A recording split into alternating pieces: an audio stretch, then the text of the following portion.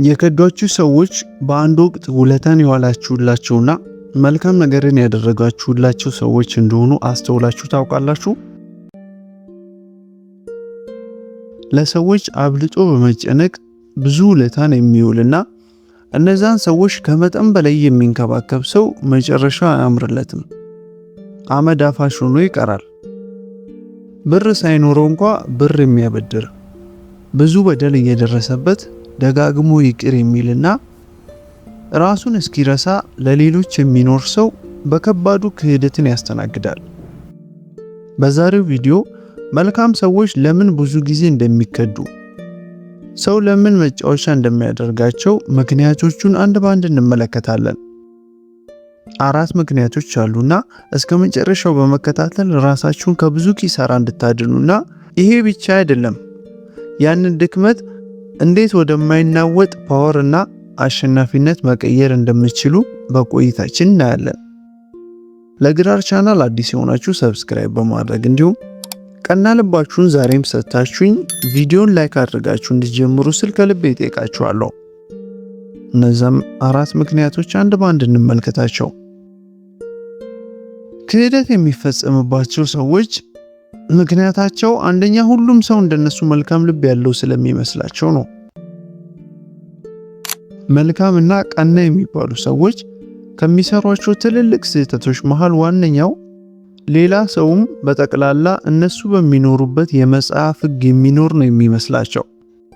እነሱ ቺት ካላደረጉ፣ ካልዋሹ፣ በታማኝነት ከቆዩ ሌላኛው ሰውም እንደዛ የሚያደርግ ይመስላቸዋል። ነገር ግን ያ ስህተት ነው። ፊታችሁ እየሳቁ ከጀርባችሁ ግን ለእናንተ ቢላ የሚሞርዱ ብዙ ሰዎች እንዳሉ ማወቅ አለባችሁ። መልካም እና ቀና የሚባሉ ሰዎች ከሚሰሯቸው ትልልቅ ስህተቶች መሃል ዋነኛው ሰው ሁሉ እንደነሱ አይነት ልብ እንዳለው ማሰባቸው ነው። በአጠቃላይ ወደ ሪሌሽንሺፕ፣ ወደ ጓደኝነት፣ ወደ ቢዝነስ፣ ወደ ፍቅር ሲገቡ አንድ አደገኛ ውሸትን በአእምሯቸው በመያዝ ነው። እኔ ጥሩ ብሆን እነሱም ጥሩ ይሆናሉ ብሎ በማሰብ ነገር ግን ያ ነገር በህይወት በጭራሽ አይሆንም። ሁሉም ሰው እናንተ የሚሰማችሁን አይነት ጥፋት በእናንተ ደረጃ ላይ ሰማው ይችላል። እናንተ ለታማኝነት የምትሰጡትን ዋጋ ያክል ሁሉም ሰው ተመሳሳይ ዋጋ አይሰጥም። ሁሉም ሰው ሰውን ከጎዳ በኋላ እንደናንተ እንቅልፉን አጥቶ ላያድር ይችላል። አንዳንድ ሰዎች ደግነትን እናንተ እንደምትመለከቱት አይመለከተውም። ብዙ ሰዎችም አይናቸው የሚታወረው እዚህ ጋር ነው። ምክንያቱም ክህደት ከጠላቶቻችሁ አይመጣው። ይልቅ በሙሉ መተማመን ሁሉ ነገራችሁን በሰጣችኋቸው ሰዎች ነው። በፍጥነት ሁሉ ነገራችሁንና ምስጢራችሁን ገላልጣችሁ ባሳያችኋቸው ሰዎች ነው የምትከዱት። ቶሎ ባመናችኋቸው፣ ብዙ ነገርን ገና በጊዜ በሰጣችኋቸው፣ ብዙ ነገርን ኢንቨስት ባደረጋችሁላቸው ሰዎች ነው የምትካዱት። ይሄ ማለት ግን ታዲያ ለሰዎች ሁሉ መጥፎ ሁኑ ወይም ከሰው ጋር በሙሉ ቁርኝታችሁን አበላሹ ማለት አይደለም። ይልቅ ተመልካች መሆንና በብልሃት ማየት ይጠበቅባችኋል። ምክንያቱም የበሳል ሰው ደግነት እውር አያደርገውም። የሰዎች ባህሪ የሚጋለጠው ደጋግሞ በሚሰሩት ነገር ነው እንጂ ወይም በፓተርናቸው ነው እንጂ ነገ አደርገዋለሁ ብለው ቃል በሚገቡት ነገር አይደለም። ሁሉም ሰው ለአንድ ሳምንት መልአክ ሊሆንላችሁ ይችላል። ብዙ ሰው አጀማመሩ ላይ አመስጋኝ ሊሆንላችሁ ይችላል። ብዙ ሰው የሆነ ነገርን እስኪያገኝ ታማኝነትን ሊያስመስል ይችላል። ነገር ግን የነዛ ሰዎች ፓተርን በጭራሽ አይዋሻችሁም። እስቲ ለነሱ የማይጠቅሟቸውን ሰዎች እንዴት ትሪት እንደሚያደርጉ ተመልከቱ። ምክንያቱም ነገም እናንተ ላይ ሊያደርጉባችሁ ስለሚችሉ። እምቢ በምትሉ ጊዜ ምን አይነት ባህሪ እንደሚያሳዩአችሁ ተመልከቱ። የሚፈልጉትን ነገር ካገኙ በኋላ እንዴት እንደሚሆኑ ተመልከቷቸው። እዛ ነው እውነታው ያለው። ለቀረ ህይወታችሁ በሙሉ ልባችሁን ከስብራት የሚያድንላችሁን አንድ ፓወር ልንገራችሁ። አሁን ላይ እነዛ ሰዎች ለኔ ጥሩ ናቸው ወይ ብላችሁ ከመጠየቃችሁ ይልቅ በወጥነት መልካም ባህሪያቸውን እያሳዩ ነው የሚኖሩት ብላችሁ ጠይቁ። ምክንያቱም መልካም ሰዎች ብዙ ጊዜ የሚጎዱት ደግ ስለሆኑ አይደለም፣ ይልቅ በፍጥነት ደግ ሲሆኑ እና ለተሳሳተ ሰው ደግ ሲሆኑ ነው። ይህንን አንዴ ከተረዳችሁ ልባችሁን አደገኛ ለማድረግ ሳይሆን ሁሉም ሰው ግን የእናንተን አክሰስ እንዳያገኝ መኖር ትጀምራላችሁ። ቶሎ ሰውን ማመን ታቆማላችሁ። በፍጥነት ብዙ ነገር እዛ ሰው ላይ ኢንቨስት ማድረግ ታቆማላችሁ። የስሜት መጋለጣችሁን ረጋ እንዲል ታደርጉታላችሁ። ሁለተኛ ደግሞ ገና በጊዜ ሬድ ፍላግ ችላ ማለት ነው። ሬድ ፍላግ ማለት አደገኛና ችላ ሊባል የማይገባ ተቀባይነት የሌለው የሰዎች ባህሪ ነው። ብዙ ጊዜ አይታችሁ ከሆነ በስተመጨረሻ የሚከዳችሁ ሰው ከመጀመሪያዋ ቀን ጀምሮ ያንን ባህሪውን በደንብ ያሳያችኋል። ያ ሰው ያለበትን ሬድ ፍላግ በደንብ ትመለከታላችሁ። ነገር ግን በፍቅር ስትሆኑ ወይም ነገ ይለወጣሉ ብላችሁ ስታስቡ እነዛን የዛን ሰው ተገቢ ያልሆኑ ባህሪያት ችላ ትሏቸዋላችሁ። አብዛኛው ክህደት የሚያስደነግጣችሁና የማትገረሙበት ለዛ ነው። ምክንያቱም እንደሚመጣ ቀድማችሁ ጠርጥራችሁ ነበር። ቀድሞ ልባችሁ ሲጠረጥር የነበረውን ነገር ነው የሚያረጋግጥላችሁ። እስቲል እያወቃችሁት ቆይታችሁ ብትካዱም እንኳ ራሳችሁን ግን ከስብራት ልታድኑ አትችሉ። እነዚህን ሬድ ፍላግ እያያችሁ በማለፍ ችላ የምትሉ ከሆነ ማለት ነው። ጥሩ የሚባሉ ሰዎች እንደ ሌላው ሰው ሬድ ፍላግ ይመለከታሉ። ከዛም ራሳቸው በሚፈልጉት መንገድ ይቀርጹታል ያንን ሰው እንጂ ያንን ሬድ ፍላግ እንደ አሳሳቢና እንደ መጥፎ ምልክት አድርገው አይወስዱትም። ፈጥኜ ሰው መዳኘት አልፈልግም፣ ነገ ይቀየራል፣ እኔ ያንን ሰው በሂደት መለወጥ እችላለሁ ብለው ለራሳቸው ይነግራሉ። መልካም ሰዎች። በጎ ማሰብ ጥሩ ነው። ማስተዋል የሌለበት በጎ ሐሳብ ግን አደገኛ ነው። ሬድ ፍላግ ችላ ማለት ጥሩ ሰው አያደርጋችሁም። ነገ በራሳችሁ ስህተት ተጠቂ ነው የሚያደርጋችሁ። ሁሉም ሰው ጉድለቶች ያሉበት ልክ ነው። ሬድ ፍላግ ግን ባህሪን የሚያጋልጥ ፓተርን ነው። ተጠያቂነትን አለመፈለግ፣ ወጥ ያልሆነ ታሪክን ማሳለፍ፣ በቀልድ የተመሰሉ ንቀቶች፣ የቀድሞ ፍቅረኛን ለሁሉም ውድቀቶች ተጠያቂና ሰበበኛ ማድረግ፣ ገደቦችን መተላለፍ፣ ነገ ያዛልቀኛል ብላችሁ የማትፈልጉትን ባህሪ በተደጋጋሚ ሲያስመለክታችሁ።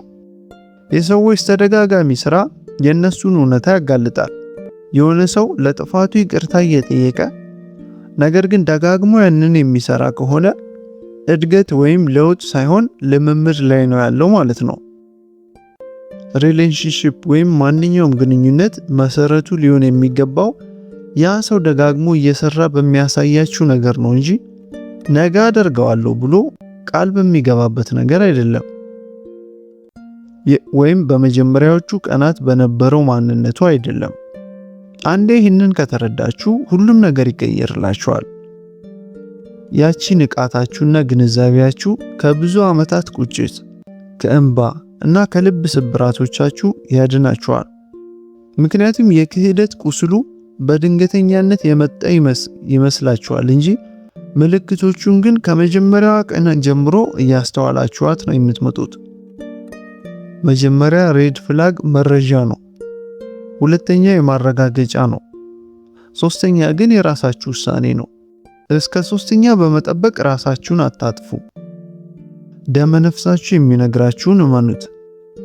ምክንያቱም ሰላማችሁን መከላከልና መጠበቅ ራስ ወዳድ አያስብላችሁም፣ ብልህ ነው የሚያስብላችሁ። ሶስተኛ ደግሞ ከተናቃችሁ በኋላ እዛው ብዙ ስትቆዩ ነው። መልካም ሰዎች ብዙ ጊዜ የሚጎዱት መጀመሪያ አይደለም፣ ወይም በግንኙነቶቻቸው መሃል አይደለም። ይልቅ ጥሎ መሄድ በነበረባቸው አጋጣሚ ችላ ብለው እዛው መቆየትን ሲመርጡ ነው። ልባቸው መልካም የሆኑ ሰዎች በጣም መጥፎ የሚባል ጥንካሬ አላቸው። ከልክ በላይ ታጋሾች ናቸው። ከልክ በላይ ይቅር ባይ ናቸው። ነገሮች ይስተካከላሉ እያሉ አጉል ተስፋና እነዛን ነገሮች በማመን ትልቅ ስህተትን ይሰራሉ። እነዚህ ሁሉ ኳሊቲዎች መልካም ነገር ቢሆኑም የግል ክብራችሁን ዋጋ እያስከፈሉባችሁ መኖር ግን ትልቅ ኪሳራን ያመጣባችኋል። ሰውን ይቅር ማለት መጥፎ ተግባር አይደለም። ነገር ግን ይቅር ካላችኋቸው ሰዎች ጋር ሁሉ መቀጠል የለባችሁም። ንቀትን ለረጅም ጊዜ የታገሳችሁ በቆያችሁ ቁጥር የሚንቋችሁ ሰዎች ያ ነገር ለነሱ ኖርማል እየሆነላቸው ይመጣል። ሁል ጊዜ ያለምንም ኮንሲኩዌንስ ንቀት ከተከሰተባችሁ በድብቅ ፈቃድ እየሰጣችኋቸው እንደሆነ ነው የሚያምኑት። ሰዎች እናንተን ትሪት የሚያደርጓችሁ ትሪት መደረግ የምትፈልጉበትን መንገድ ስለነገራችኋቸው ሳይሆን በተደጋጋሚ በምትፈቅዱላቸውና በማትፈቅዱላቸው ነገር ነው። ለዛ ነው በጣም ደግ የሚባሉ ለሰው በመኖር ህይወታቸውን የሚጨርሱ ሰዎች መጨረሻ ላይ በኪሳራ የሚያጠናቅቁት። ያን ያህል ደካማ ሰው ሆኖ ሳይሆን ታማኝ ሆኖ ከማይገባው ሰው ጋር ስለቆዩ ነው። አንዴ ቢሳሳቱ ሰው ናቸውና ይታለፋሉ፣ በማስጠንቀቂያ ማለት ነው። ተደጋጋሚ ንቀት ግን ውሳኔያቸውን ነው የሚያሳየው። ተመሳሳይ እኩይ ባህሪያቸው መደጋገሙን ከቀጠለ ከዚህ በኋላ የነሱ ግራ መጋባት ሳይሆን ማየት ያለባችሁ ምቾት ውስጥ እንደሆኑ ነው። ያንን በመስራታቸው በጣም ተመችቷቸዋል። ያ ምቾታቸውም የመጣው ከአንድ ነገር ነው፣ ከሚገባቸው በላይ በታጋሽነት ስለቆያችሁላቸው ነው። ምክንያቱም ብዙ ቀና ልብ ያላቸውና የዋህ የሚባሉ ሰዎች አንዴ በተከሰተ ነገር ብቻ አይጎዱም። ነገር ግን ለወራት በታገሱት ነገር ነው ልባቸው የሚሰበረው። ስለዚህ እንዴት ነው ከንቀቶች መሸሽና ጥሎ መሄድ እንዲሁም ከብዙ ኪሳራና ክህደቶች ራስን ማዳን የሚቻለው? አንደኛ፣ በመጀመሪያ የተሰማችሁን ደስታና ምቾት የነሳችሁን ስሜት አክብሩት። እሱን እውነታ ብላችሁ ተቀበሉት። ምክንያቱም አእምሯችሁ አምኖ ከመቀበሉ በፊት ደመነፍሳችሁ ይነግራችኋል ሁሉንም ነገር፣ ሁሉንም ስሜታችሁን። ሁለተኛ፣ ለንቀት ማብራሪያን አትቀበሉ። ሶስተኛ፣ ክብራችሁን አስጠብቃችሁ ጥሎ መሄድን አትፍሩ። ታማኝነት ቆንጆ ነገር ነው። ታጋሽነት ውብ ነው። ይቅር ባይነት ጥንካሬያችሁን ያሳያል። ነገር ግን የግል ክብራችሁን ሊያሳጣችሁ አይገባም እነዚህ ሁሉ ነገሮች።